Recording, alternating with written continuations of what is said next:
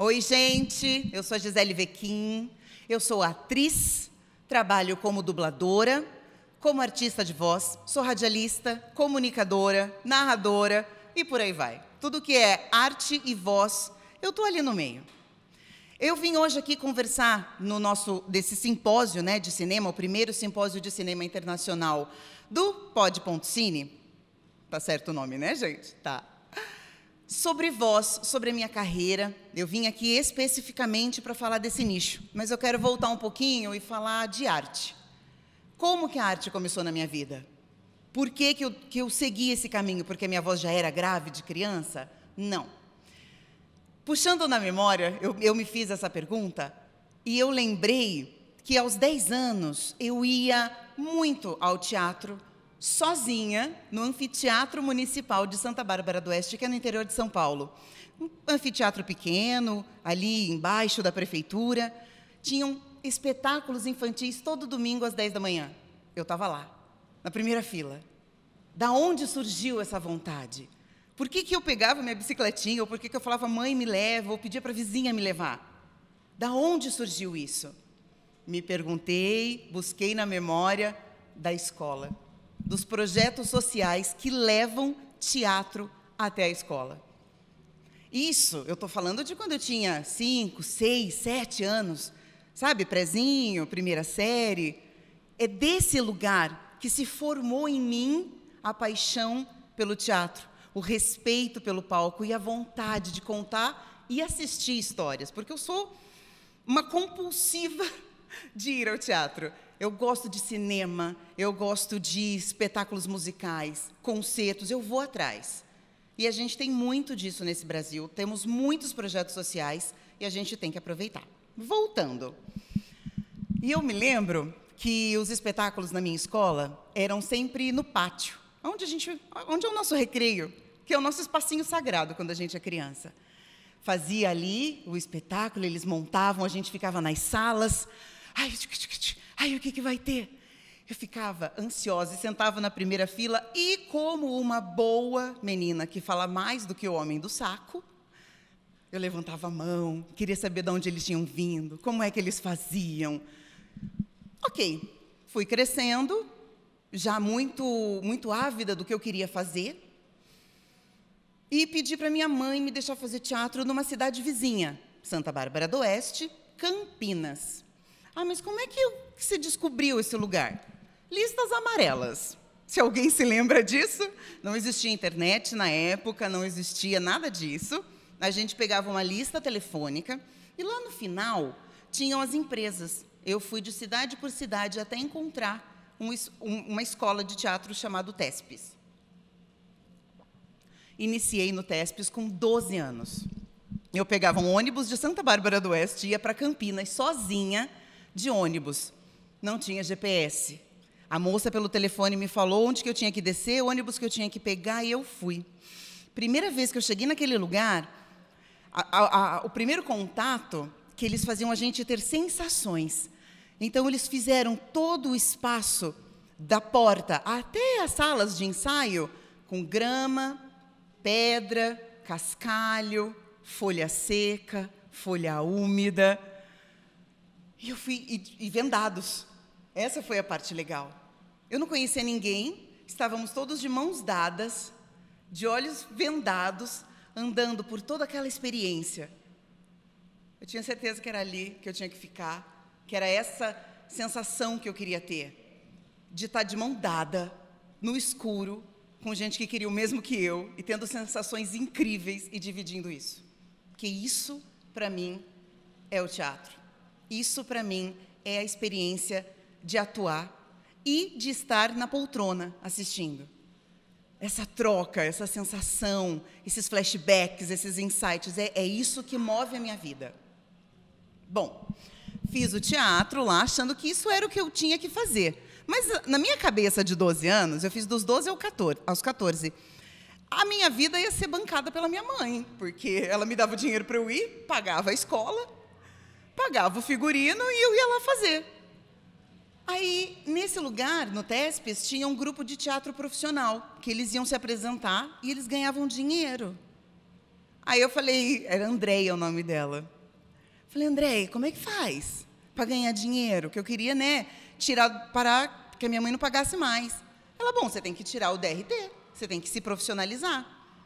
Onde que eu faço isso? Ah, eu fiz em São Paulo. Pronto, com 15 anos eu estava em São Paulo, fazendo teatro no Macunaíma, morando sozinha.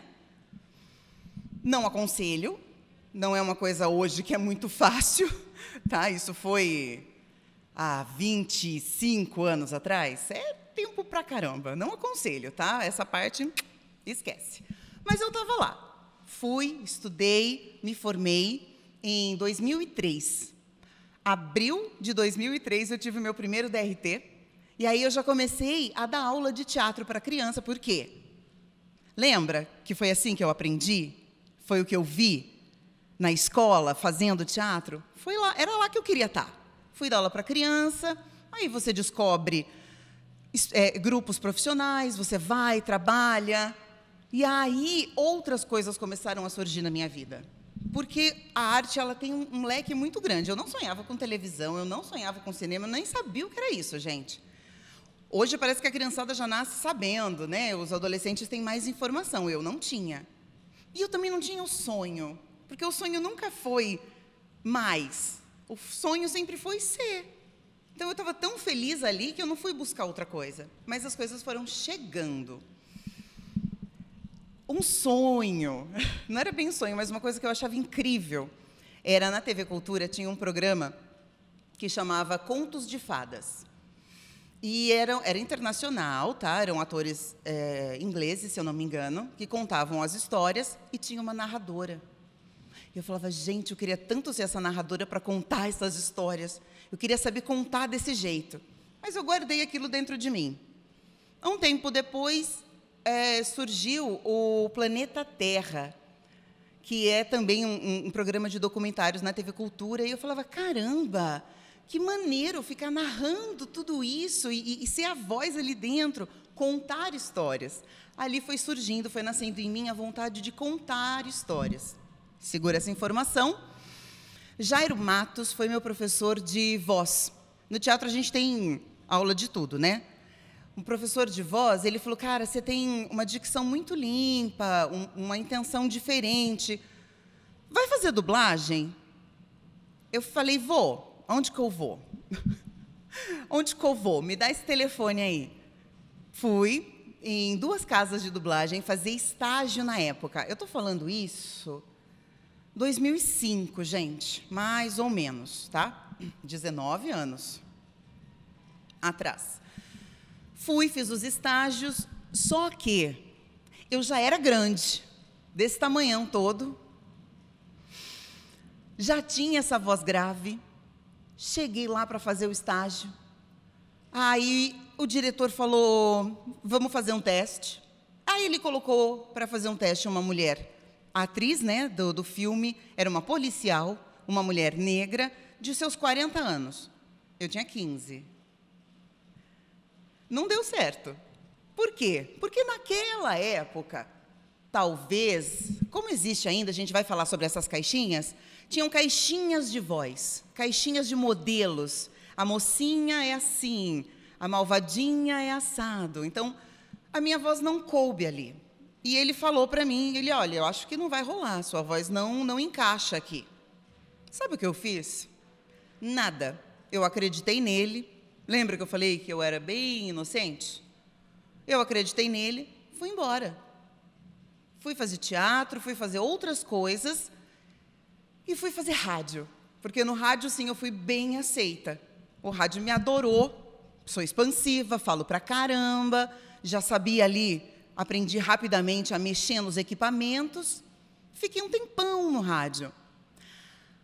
Até que eu senti falta do teatro. Voltei para o teatro. Voltei a fazer teatro, voltei a estudar, voltei a rodar com peça.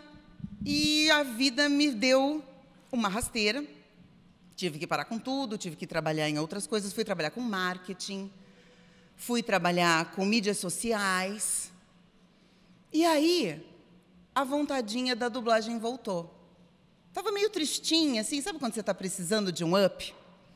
Fui fazer um curso de dublagem. Pronto, meu mundo acendeu de novo. Falei, cara, quero fazer narração. Todo mundo quer fazer dublagem para fazer desenho. Eu falei, eu quero fazer narração. E fui atrás de fazer narração, mas eu já tinha 34 anos nessa época. Já não era mais uma criança. Dos 15 que falaram que eu não tinha chance, eu voltei com 34. Já, não digo que eu estava me sentindo velha, mas eu sabia que eu tinha perdido ali 20 anos, quase. É muito tempo. Então, eu corri atrás. Eu falei, bom, agora eu sou uma mulher adulta. Agora eu pego a rédea da minha vida e vou. Eu fiz todos os cursos que vocês puderem imaginar no espaço de 1 ano e meio.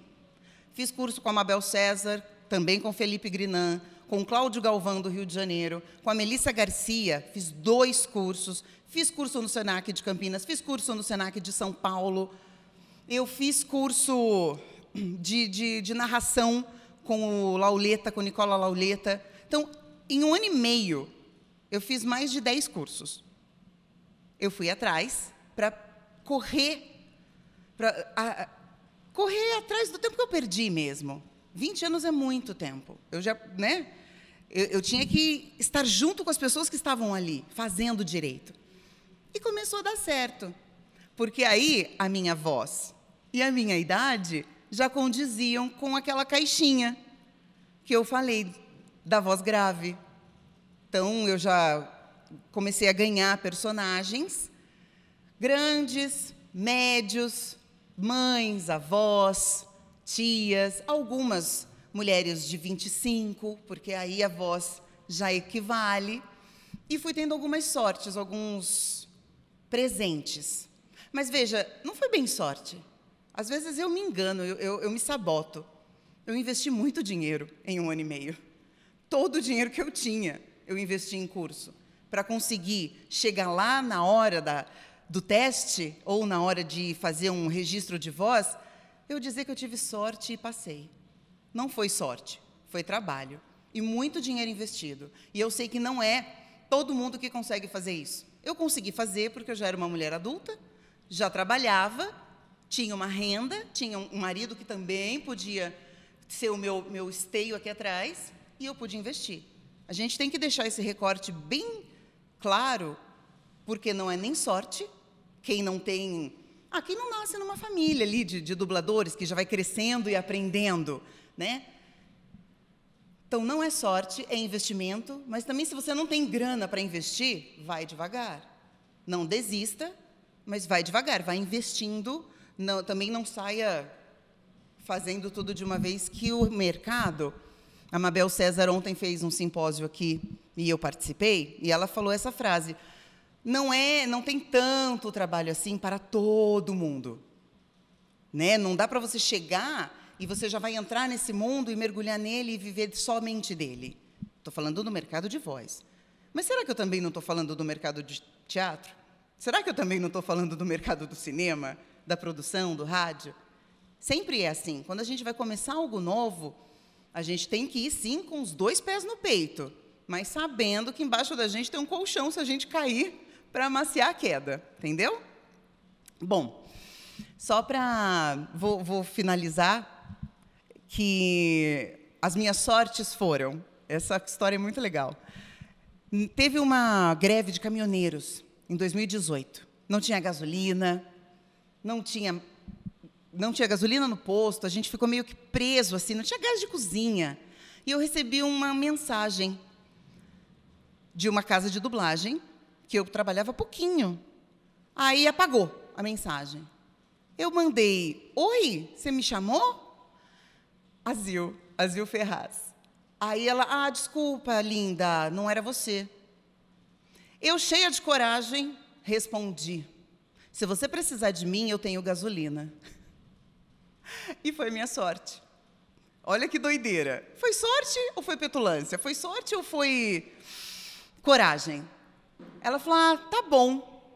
Acho que ela foi lá, olhou meu registro de voz, e eu ganhei uma personagem, que ela se chama Karen, que na época era do 90 Dias para Casar, e de 2018, estamos em 2024, eu ainda dublo ela. é um reality, muito louca, muito doida, mas de lá para cá, eu ainda dublo ela, são 6 anos, 5, é muito tempo. Então, não foi sorte, foi preparo.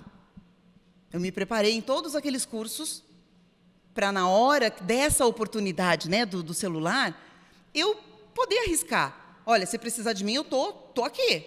Eu realmente tinha gasolina, tá, gente? Eu morava na esquina de um posto, eu vi quando o caminhão chegou, fui lá e enchi meu tanque. Isso foi sorte.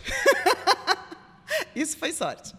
Bom, e a segunda grande chance que eu tive foi por ter a voz grave, foi por já ter feito alguns outros trabalhos, e eu fiz o teste para Castlevania, da Carmilla, que é um anime muito famoso dentro da Netflix. Tem jogo, livros, tem uma comunidade enorme, eu sou muito grata. Sexta-feira à noite, 8 da noite, eu fiz o teste, super cansada, mas numa empolgação incrível, e eu passei, e eu fiz 3 ou 4 temporadas. Não vou dar spoiler, porque quem não conhece vai assistir. E foi dessa personagem que eu consegui conquistar outros estúdios, que eu consegui conquistar um olhar para de outros estúdios, de outros diretores. Então, acho que eu deixei bem claro para vocês que é trabalhar todo dia, é matar um leão por dia, todo dia. Eu queria falar uma coisa sobre o audiovisual, sobre as nossas... Voltar um pouquinho naquela caixinha que eu falei da voz, que a gente tem caixinhas dentro da dublagem, da voz mesmo, né? A voz de velha, a voz grave, a voz de mocinha. Isso é normal, acontece. Mas isso acontece nos filmes também. Isso acontece no teatro também. A gente não vê muitas mulheres do meu tamanho, do meu biotipo no cinema, nem na televisão e nem no teatro. Quando a gente vê, normalmente a gente fala, nossa, que belezinha, né? Que coragem a dela tá lá. Ela ralou muito para estar lá. Porque eu mesma faço pouquíssimas coisas. E quando eu sou chamada para fazer televisão e cinema, é muito pontual. Tem muito o biotipo, pode ser esse biotipo, mas são pontas. Então, vamos abrir a mente, você que está me assistindo e que está nesse simpósio, está pensando em roteiro, está pensando em animação. Abre a mente para novos corpos, para novas cores, para novos sotaques. E assim a gente vai diversificando realmente a nossa arte, realmente o nosso olhar. Abram a mente, inclusive, para pessoas com TDAH, pessoas com autismo, pessoas com Down. Todos nós somos muito capazes. E a gente precisa se ver, se olhar, se reconhecer. Se até a Barbie, se até a Mattel conseguiu entender isso, o porquê a gente, do audiovisual, não consegue entender. Mesmo o de guerrilha, tá? Mesmo você que está sem grana, você quer muito vender o seu produto, invista em quem também está muito afim de fazer, está muito afim de aparecer. É isso. Acho que meu Pod Talks é para dizer que todo mundo que está aqui é artista, então não esquece de onde você veio e do porquê você decidiu fazer o que você está fazendo. E tenta incluir estudo, tenta incluir na sua vida ousadia e as pessoas que estão à sua volta, que às vezes parecem invisíveis. Não é sorte, é processo.